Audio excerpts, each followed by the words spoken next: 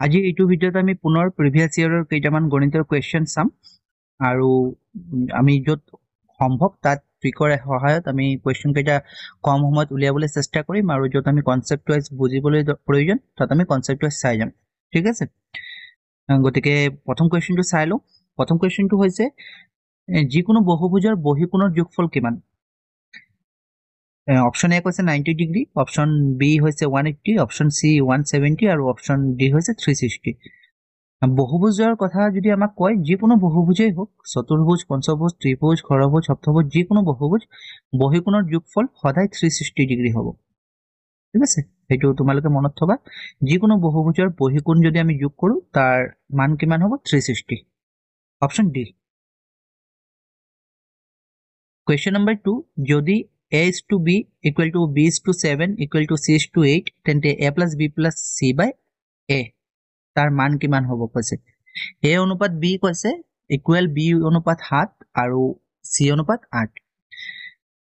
আমি মানখিনি নাজানো নহয় জানো মান নাজানো গতিকে আমি কি ক'ব পাৰো a is to 5 আছে a by 5 ক'ব পাৰো বা আমি প্ৰথমতে এনেকৈ লিখি লবা তোমালোকে যে a is to 5 equal to b is to 7 equal to c is to 8 তাৰ আমি মান নাজানো গতিকে আমি k বুলি ধৰি লম অৰ্থাৎ আমি এনেকৈ ক'ব পাৰো যে a is to 5 equal to k বা আমি a by 5 k লিখিব পাৰো a by 5 যদি k হয় তেতিয়াহ'লে a কিমান হ'ব a হ'ব 5k ৰাইট a হ'ব 5k ঠিক সেইদৰে b is to 7 আছে b is to 7 যদি আমি k ধৰো b ৰ ভ্যালু কিমান হ'ব 7k যেনেকৈ আমি a ৰ ভ্যালু 5k পাইছিলো তেতিয়াহ'লে আমি b তেনেকৈ 7k পাম আৰু c is to 8 যদি k হয় তেতিয়াহ'লে c হ'লে আমি 8k লিখিব পাৰো তাৰ মানে a হৈছে 5k b হৈছে 7k আৰু c হৈছে 8k এতিয়া আমাক যেটো a plus b plus c by a দিছে আমি এটো কৰি চাও আমাক কি দিছিলে a plus b plus c by a কিমান পাইছো a পাইছিলো আমি 5k plus b পাইছিলো 7k আৰু c পাইছিলো 8k আৰু তলত a আকৌ কিমান পাইছিলো 5k যদি আমি গুটেই কিটা প্লাস কৰো কিমান হ'ব 5 হাতে পাছে 12 8 20 20k তলত 5k k k কাটিব আৰু 5 ৰে 20ক যদি আমি কৰো 4 হ'ব অৰ্থাৎ 4:1 ৰাইট 4:1 যেটো নেকি অপশন সি ত আছে ঠিক আছে গতিকে আমি এনেকুৱা ধৰণৰ কোৱেশ্চন যদি আহে তেতিয়াহলে আমি তাৰ ভ্যালু k বুলি ধৰি কৰিব পাৰো ওকে কোনটো অপশন হ'ব অপশন সি 4:1 এটো আনসাৰটো ওলাই গৈছে যি কি নহওক কোৱেশ্চনটো কি কোৱেশ্চনটো হৈছে যে a b আৰু c c এ কোনো অংশীদাৰিত্বত যোগদান কৰিছে অৰ্থাৎ বিজনেস কৰিছে a b আৰু c a b আৰু c এ কোনো বিজনেস কৰিব লৈছে আৰু a b এ বিনিয়োগ কৰাতকৈ 3 গুণ বেছি বিনিয়োগ কৰে b এ যিমান বিনিয়োগ কৰে তাৰ 3 গুণ বেছি অৰ্থাৎ ইনটু 3 বুলি ক'ব পাৰো আৰু b এ কিমান আকৌ বিনিয়োগ কৰে b এ যি বিনিয়োগ কৰে তাৰ মান হৈছে c এ বিনিয়োগ কৰা 2/3 অৰ্থাৎ c এ যিমান কৰে তাৰ 2/3 বুলি ক'লে আমি 3/2 বুলি ক'ব পাৰো এইটো কোনে কৰে b এ কৰে c ৰ 2/3 অৰ্থাৎ 3/2 আৰু বছৰেকৰ শেষত তেওঁলোকৰ মুঠ উপাৰ্জন হয় কিমান 6600 টকা তেওঁলোকে কিমান তেতিয়ালে খৰ অংশ অৰ্থাৎ বীৰ অংশ কিমান আছিল বুলি কৈছে খ নহয় একচুয়ালি ইয়াত বীৰ অংশ কিমান ইয়াতটো মুঠ ভ্যালুটো আমাক দিয়া নাই হয় নাই যে কোনে কিমান বিনিয়োগ কৰিছে হেতু দিয়া নাই আমাক কৈছে যে একেবাৰে শেষত 6600 টকা লাভ হৈছে আৰু তাত কিছুমান ইনফৰমেশন আমাক দিছে যেনেকৈ a বিনিয়োগ কৰিছে বীৰ 3 গুণ বীৰ 3 গুণ মানে b এ যদি 1 টকা বিনিয়োগ কৰে তেতিয়াহলে a কৰিছে 3 টকা 3 গুণ ৰাইট আৰু আকৌ b এ কৰিছে আকৌ c ৰ 2/3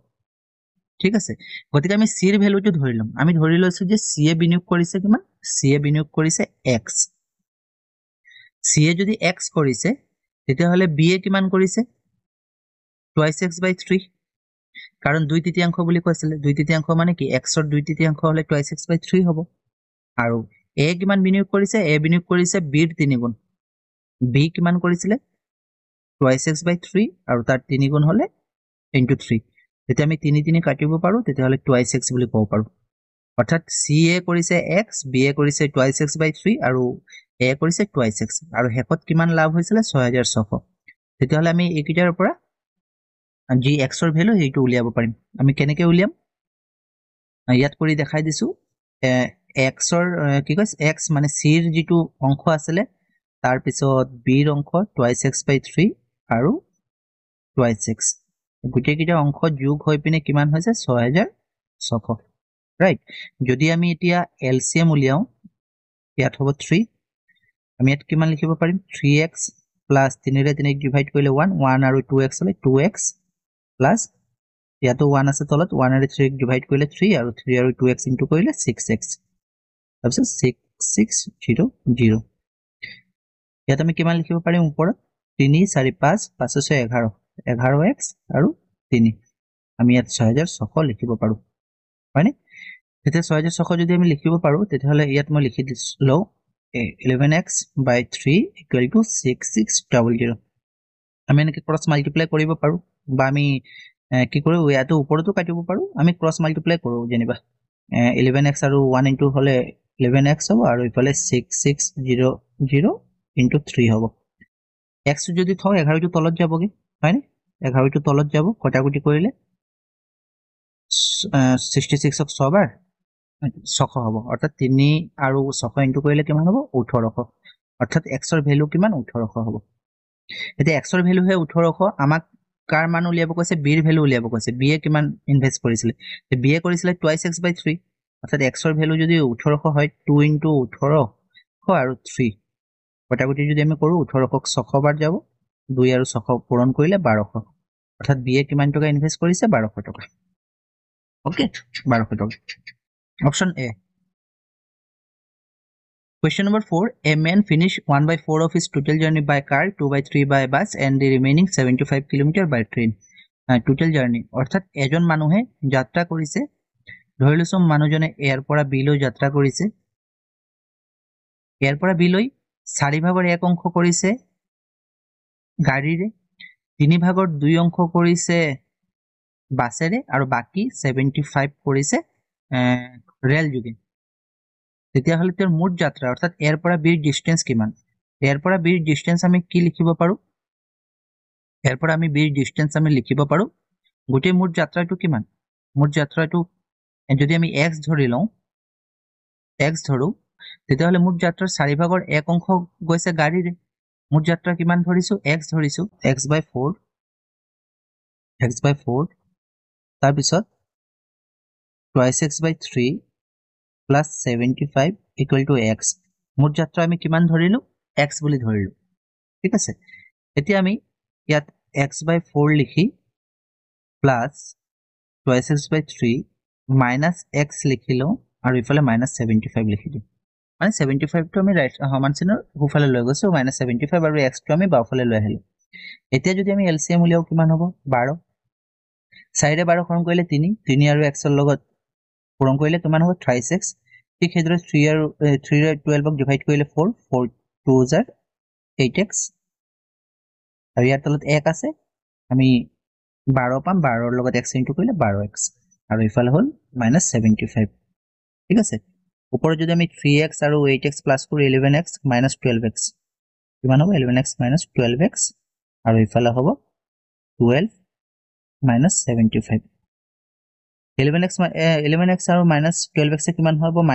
-x আৰু ইফালে যদি আমি ইনটু কৰো 12 আৰু 75 যদি ইনটু কৰো 12 ইনটু -75 ন -75 ইনটু কৰিলে কিমান হ'ব -x ইফালে 12 5 12 60 শূন্য 6 থাকিব 7 12 84 আৰু 6 90 অৰ্থাৎ -900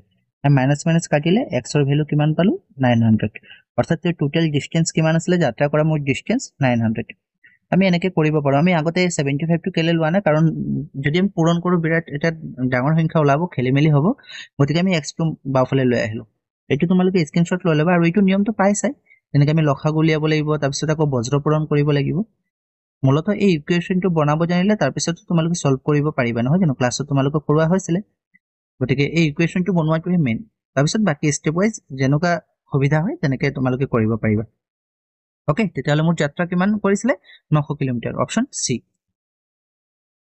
Question number 5 A can do a piece of work in 14 days অৰ্থাৎ A এটা কাম কৰিব পাৰে 14 দিনত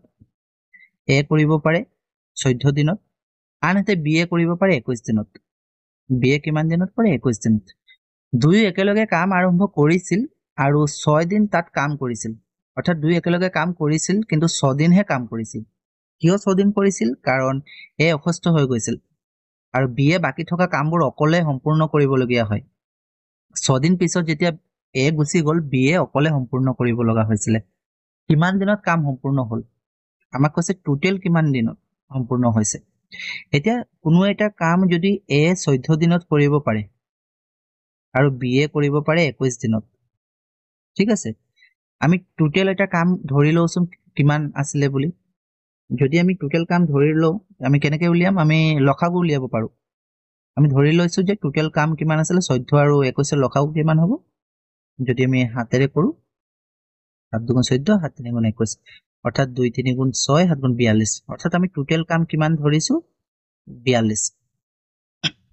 ৰাইট টোটেল কাম আমি ধৰি লৈছো যে 42 আছে 42 ইউনিট আছে এ কিমান দিনত কৰিছে 14 দিনত কৰিছে এ যদি 14 দিনত 42 ইউনিট কাম কৰিব পাৰে তেতিয়াহ'লে এৰ এফিচিয়েন্সি কিমান অৰ্থাৎ এৰ ক্ষমতা কিমান এদিনত কিমান কৰিব পাৰিব 42 ইউনিট কাম কৰিবলৈ যদি 14 দিন লাগিছে তেতিয়াহ'লে এদিনত কিমান ইউনিটকে কাম কৰিছে 3 ইউনিটকে কাম কৰিছে কাৰণ 3 আৰু 14 পূৰণ কৰিলে 42 হয় ৰাইট বিৰ এফিচিয়েন্সি কিমান বিৰ ক্ষমতা কাম কৰাৰ ক্ষমতা বিয়ে 21 দিনতে কমপ্লিট কৰিলে কামটো মানে কমপ্লিট কৰিব পাৰে 42 ইউনিট কাম বিয়ে 21 দিনত যদি কৰিব পাৰে তেতিয়াহ'লে বিয়ে এদিনত কিমান ইউনিট কৰে 2 ইউনিট কৰে তেতিয়াহ'লে এ আৰু বিয়ে এদিনত কিমান ইউনিট কাম কৰিব পাৰে এ আৰু বিয়ে এদিনত কাম কৰিব পাৰে 5 ইউনিট আৰু এ আৰু বিয়ে কেইদিন কাম কৰিছিলে এ আৰু বিয়ে কাম কৰিছিলে 6 দিন 6 দিনত কিমান ইউনিট কাম কৰিছে 30 ইউনিট কাম কৰিছে আমি ধৰিব পাৰো যে 6 দিনত তেওঁলোকে কাম কৰিছে 30 ইউনিট ৰাইট এতিয়া কাম বাকি কিমান আছে 42 ইউনিট কাম আছিলে এ আৰু বিয়ে 6 দিন কাম কৰিছে মানে তেওঁলোকে 30 ইউনিট কাম কৰি ল'লে কাম বাকি আছে 12 ইউনিট কিমান বাকি আছে 12 ইউনিট আৰু 12 ইউনিট কাম বিয়ে অকলে কৰিব লাগিব কাৰণ 6 দিন পিছততো এ গুচি গ'ল বিয়ে যদি 12 ইউনিট কাম কৰিব লাগে বিয়ে এদিনত কিমান ইউনিটকে কৰিছিলে কাম এদিনত বিৰ এফিচিয়েন্সি কিমান 2 আছিলে এদিনত বিয়ে 2 ইউনিটকে কাম কৰে 12 ইউনিট কাম কৰিবলৈ বিৰ কিমান দিন লাগিব 6 দিন লাগিব অৰ্থাৎ 6 দিন এ আৰু বিয়ে কাম কৰিছে আৰু বাকি কামখিনি বিয়ে কৰিবলৈ আৰু 6 দিন লাগিব তেতিয়াহ'লে গোটেই কামটো কিমান দিনত সম্পূৰ্ণ হৈছে 6 আৰু 6 12 দিন অৰ্থাৎ কিমান দিনত কাম সম্পূৰ্ণ হ'ল 12 দিনত কাম সম্পূৰ্ণ হ'ল আৰু বাকি থকা কাম যদি সুধিলেহেঁতেন যে বাকি থকা কাম কৰিবলৈ বিৰ কিমান দিন লাগিব তেতিয়া 6 দিন লাগিব কাৰণ কাম 6 দিন যোৱাৰ পিছত অৰ্থাৎ এ আৰু বিয়ে কিমান ইউনিট কাম কৰি গৈছে এ কিমান ইউনিট কৰি গৈছিলে এ আৰু বি দুয়ো মিলি 6 দিনত কিমান ইউনিট কৰি গৈছিলে 30 ইউনিট কাম কৰি গৈছিলে বাকিটো আৰু 12 ইউনিটহে থাকিলে 12 ইউনিট বিয়ে কিমান দিনত কৰিব 6 দিনত কৰিব কাৰণ বিৰ যিটো এফিচিয়েন্সি এইটো 2 আছিলে অৰ্থাৎ বিয়ে এদিনত 2 ইউনিটকে কৰিব পাৰে 12 ইউনিট কৰিবলৈ 6 দিন লাগিব তেনেকৈ সুধিব পাৰে যে বি কিমান দিনত কৰিব বা একেলগে গোটেই কামটো কিমান দিনত সম্পূৰ্ণ হ'ব তেনেকৈ সুধিব পাৰে যিটো নেকি এইটো কুৱেশ্যনত সুধিছিলে কিমান দিনত সম্পূৰ্ণ হৈছিল কামটো 12 দিনত ঠিক আছে এইটো 6 দিন নহয় কিন্তু 12 দিনত যদি সুধিলেহেঁতেন যে বি কিমান দিনত কৰিব পাৰিব তেতিয়াহ'লে আমি 6 দিন লিখিব পাৰিম কিন্তু প্ৰশ্নত সুধিছিলে যে কিমান দিনত কাম সম্পূৰ্ণ হ'ল গোটেই কামটো কিমান দিনত সম্পূৰ্ণ হ'ল 6 দিনটো এ আৰু বি একেলগে কৰিছিলে আৰু বাকি বিয়ে অকলে 6 দিনত কৰিব পাৰিব বাকি থকা কামটো তেতিয়া 6 আৰু 6 12 দিন হ'ব এইটো মই ঠিক কৰাই দিম মই এতিয়া ঠিক কৰাই দিছো হা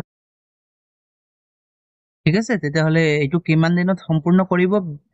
কামটো অৰ্থাৎ কামটো সম্পূৰ্ণ হ'বলৈ কিমান দিন লাগিব কামটো সম্পূৰ্ণ হ'বলৈ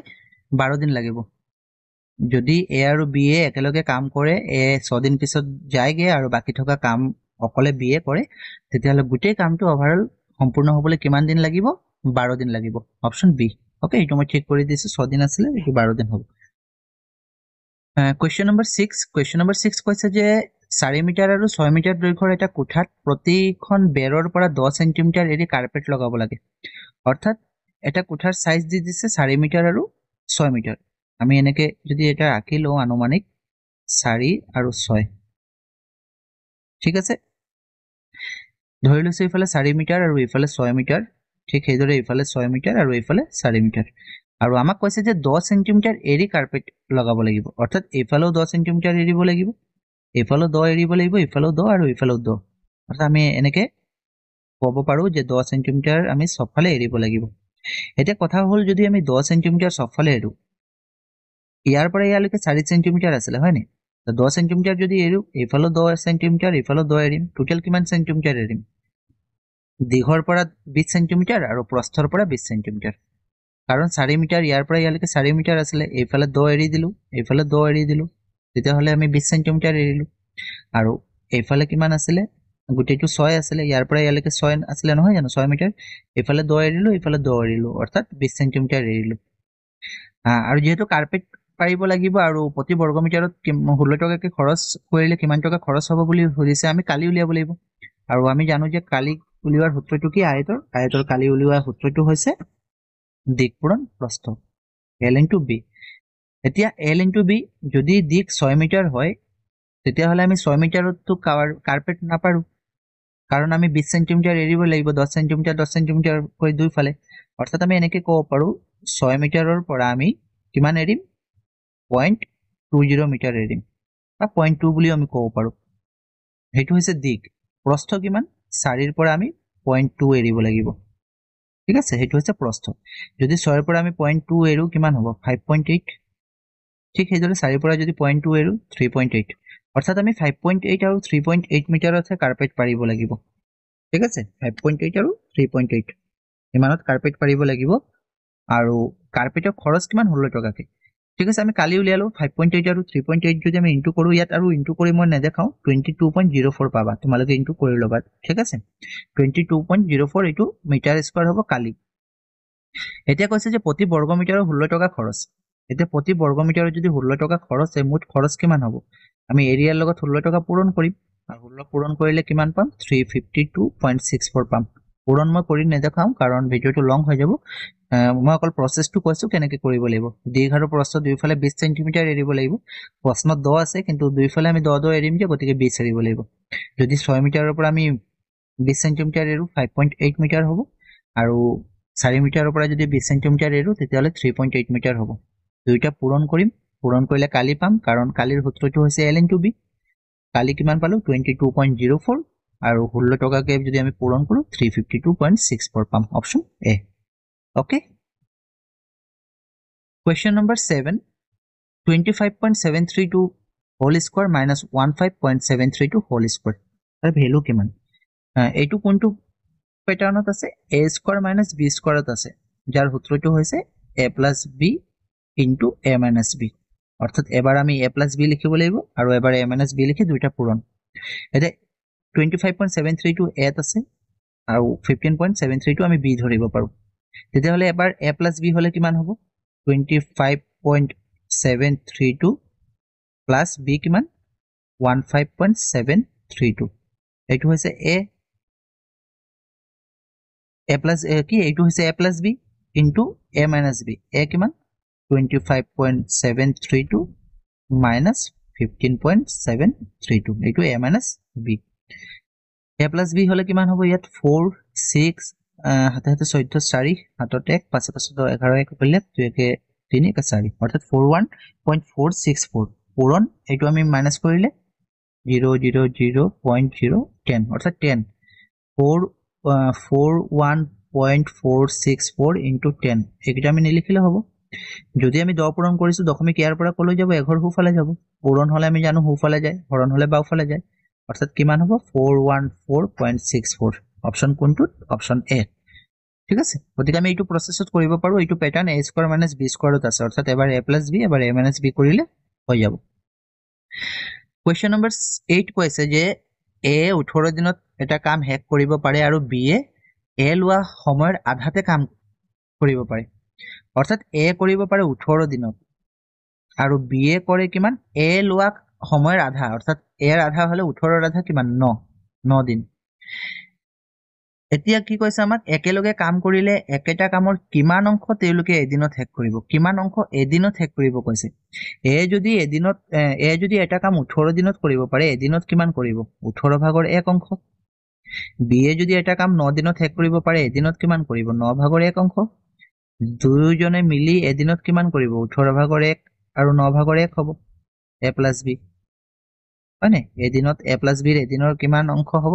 18/1 আৰু 9/1 লসাগু যদি উলিয়া 18 ওপৰত হ'ব 1 9 ৰে 18 হৰণ কৰিলে 2 স্যাৰ 1 + 2 এখানে ভগ্নাংশ যোগ জানা সেই কাৰণে আৰু এক্সপ্লেইন কৰা না 18/3 হলে কটাকুটি কৰিলে 6/1 অংশ অৰ্থাৎ দুই একেলগে মিলি এদিনত কিমান কৰিব 6/1 অংশ এইটো হৈছে এটা প্ৰসেস বা আমি ইউনিট হিচাপে যদি ধৰো এ এটা কাম 18 দিনত কৰে বি এটা কাম কৰিব কিমান দিন 9 দিনত মুঠতে কাম কিমান আছে আমি 18 ধৰি লৈছো লসাগু 18 এতিয়া এটা কাম আছে 18 ইউনিট কাম আছে এ 18 দিনতে শেষ কৰে মানে এদিনত 1 ইউনিট কৰে এদিনত 1 ইউনিট কে কৰে গতিকে 18 ইউনিট কাম 18 দিনত শেষ কৰিব পাৰে বি এ আকৌ 9 দিনত শেষ কৰে তাৰ মানে বি এৰ এফিসিয়েন্সি কিমান বি এ এদিনত 2 ইউনিট কে কৰে এদিনত 2 ইউনিট কে কৰে গতিকে 18 ইউনিট কাম 9 দিনত শেষ কৰি লব পাৰে এ আৰু বি এদিনত কিমান ইউনিট কৰে 1 + 2 হলে 3 ইউনিট অৰ্থাৎ এ আৰু বি এদিনত কিমান ইউনিট কৰে 3 ইউনিট কিমানৰ 18/3 আমি কটাকুটি কৰিলে কিমান পাম 6/1 ঠিক আছে এনেকৈ আমি কৰিব পাৰো অপচন এ Question number 9 ত্ৰিভুজৰ কাষবোৰ 1:2:3 অনুপাতত আছে আৰু পৰিসীমা 36 অৰ্থাৎ কোনো এটা ত্ৰিভুজ আছে কাষবিলাক 1:2:3 ত আছে অৰ্থাৎ আমি 1x 2x বা 3x ধৰি লব পাৰো আৰু যেহেতু পৰিসীমা তিনিটা বাহুৰ যোগফল হয় তিনিটা বাহু যোগ কৰিলে কিমান হয় 36 1x 2x আৰু 3x এ কিমান হয় 6x 36 অৰ্থাৎ x ৰ ভ্যালু কিমান হ'ব 36 কাটিলে 6 x ৰ ভ্যালু 6 এটা যদি x ৰ ভ্যালু হয় এটা বাহু কিমান হ'ব 1x হলে 6 হ'ব তাৰ পিছত 2x হলে 2 * 6 12 হ'ব আৰু 3x হলে 3 * 6 18 হ'ব অৰ্থাৎ এটা বাহু 6 এটা বাহু 12 এটা বাহু 18 যেটো নেকি অপচন এ আছে ওকে অপচন এ Question number 10 প্ৰথম 29টা ক্ৰমিক অযুগ্ম সংখ্যাৰ গড় কিমান আমাক কৈছে যে প্ৰথম 29টা অযুগ্ম সংখ্যা ক্ৰমিক অযুগ্ম সংখ্যা অৰ্থাৎ 1 + 3 + 5 + 7 এনেকৈ কৰি 29টা লব লাগিব আৰু গড় কিমান অৰ্থাৎ 29 ৰে হৰণ কৰিব লাগিব কিমান লৈকে লম 29 লৈকে লম ঠিক আছে আমি এটা সূত্র জানো নহয় যে ক্রমিক অযুগ্ম সংখ্যাৰ যদি আমি যোগফল কৰো অৰ্থাৎ 29টা আছে তেতিয়াহলে 29 স্কয়াৰ লিখিব পাৰো কাৰণ 1 + 3 + 5 হলে কেইটা আছে তিনিটা আছে 3 স্কয়ার লিখিব পাৰো 9 হয় কৰি চাব পাৰা 5 * 3 = 8 আৰু 1 = 9 ঠিক সেইদৰে 1 + 3 + 5 + 7 হলে কিমান হ'ব 4টা আছে 16 হ'ব 4 স্কয়ার হ'ব হাতে পাশে 12 12 3 = 15 1 = 16 অর্থাৎ যিমানটা সংখ্যা আছে আমি সিমানটা স্কয়ার পাব পাৰো n স্কয়াৰ ইয়াত 4টা আছে 4 স্কয়াৰ পাব পাৰো ঠিক সেইদৰে 29টা যদি থাকে তেতিয়াহলে 29 স্কয়ার লগতে আকৌ গড় কিমান কৈছে মানে গড় আমি কেনেকৈ উলিয়াও সংখ্যা কেইটা যোগফল এই যে সংখ্যা কেইটা আমি 29 লৈকে যোগ কৰিম 29 মানে 29 লৈকে নহয় একচুয়ালি আমি 29টা অযুগ্ম সংখ্যা অৰ্থাৎ 1 + 3 + 5 + 7 + 9 তেনেকৈ আমি কৰি যাম 29টা সংখ্যা লম অর্থাৎ গুটে গিটা যোগফল 29 স্কয়ার হ'ব যেনেকৈ ইয়াত তিনিটা সংখ্যা হলে 3 স্কয়ার 4টা হলে 4 স্কয়ার ঠিক সেইদৰে এনেকৈ ক্ৰমিক অযুগ্ম সংখ্যা 29টা ললে 29 স্কয়ার হ'ব আকৌ গড় কিমান বুলি কৈছে গড় উলিয়াবলৈ হলে আমি জানো যে মুঠ সংখ্যা কেইটা যোগফল আকৌ মুঠ কিমানটা সংখ্যা আছে এইটোৰে হৰণ কৰে অৰ্থাৎ 29 ৰে হৰণ হ'ব ঠিক আছে 29 ৰে হৰণ হ'ব কটাকুটি কৰিলে 29 আৰু এইটো স্কয়াৰ কাটিব অৰ্থাৎ ওপৰত দুটা 29 আছে তলত এটা গতিকে এটা কাটিব থাকিব কিমান 29 যেটো নেকি অপচন বি ত আছে ওকে অপশন বি আজি এইটা কোৱেশ্চনে আছিল 10টা কোৱেশ্চন আশা কৰিছো তোমালোকে বুজি পাইছা কিবা যদি ডাউট থাকে তেতিয়া হলে মোক ইনবক্সত জনাই দিবা বা কমেন্ট বক্সত জনাই দিবা আৰু পিডিএফ টোৰ কাৰণে তোমালোকে rgt_অধ্যয়ন এই টেলিগ্ৰাম চেনেলটোত গৈ পিনে পিডিএফ টো লৈ লবা ঠিক আছে আৰু কিবা ডাউট থাকিলে পুনৰবাৰ কৈছো যদি কিবা ডাউট আছে তেতিয়া হলে মোক এবাৰ গ্ৰুপত জনাই দিবা বা কমেন্ট সেকশনত জনাই দিবা